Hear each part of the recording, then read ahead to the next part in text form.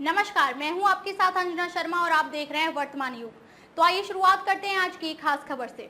Israel के ताबड़तोड़ हमलों के बाद घुटनों पर आया हमास। गाजा में बचे सभी बंधकों को रिहा करने के लिए तैयार। हमास के गाजा प्रमुख ने कहा कि इजरायली जेल में बंद फलस्तीनियों के बदले बाकी बचे सभी बंधकों को रिहा करने के लिए हमास तैयार है और इस बारे में जल्द वार्ता करना चाहता है ताकि इस क्षेत्र में युद्ध समाप्त हो सके। इजरायल के साथ अप्रत्यक्ष वार्ता के लिए हमास वार्ता दल का नेतृत्व करने वाले खलील अल हया ने टीवी पर दिए भाषण में कहा कि हमास को अंतरिम युद्ध विराम समझौता स्वीकार नहीं है। क्षेत्र में युद्ध पूरी तरह से रुकनी चाहिए। गाजा के लोगों को दिन में एक बार मिल रहा भोजन। गाजा में गुरुवार रात इजरायली हमलों में 23 लोग मारे गए लोगों में 10 एक ही परिवार के हैं। इस बीच संयुक्त राष्ट्र ने गाजा में खाद्य सामग्री, पेयजल और दवाओं की किल्लत से खतरनाक स्थिति की आशंका जताई है। इजरायल ने 18 महीने से युद्धग्रस्त फलस्तीनी क्षेत्र में शर्तों से आवश्यक वस्तुओं की आपूर्ति रोक रखी है।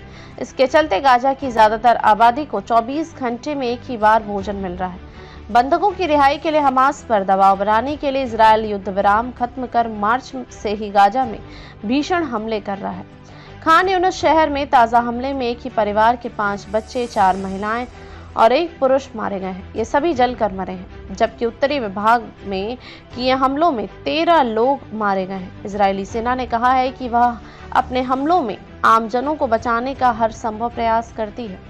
आमजनों की मौत के लिए हमास जिम्मेदार है, जो आबादी के बीच से इजरायली सेना पर हमले करता है या फिर उसने अपने ठिकाने आमजनों के बीच बनाए हुए हैं। ऐसे में जब हमास लड़ाकों पर कार्रवाई होती है तो आम फलस्तीनी भी उसके शिकार हो जाते हैं।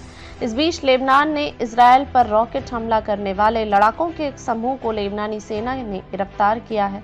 इन लोगों ने मार्च में इजरायल पर हमला किया था, जिससे दोनों देशों में तनाव बढ़ गया था।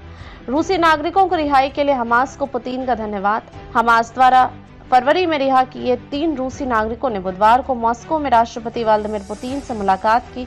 पुतिन ने रूसी नागरिकों की रिहाई के लिए हमास को धन्यवाद दिया है। ये रूसी नागरिक अक्टूबर 2023 में हमास के इजरायली शहरों पर हमले के दौरान अगवा किए गए थे। ये सभी तभी से हमास की कैद में थे। रिहा होने वाले अलेक्जेंडर ट्रूफानोव और उनके परिवार के 2 सदस्य हैं।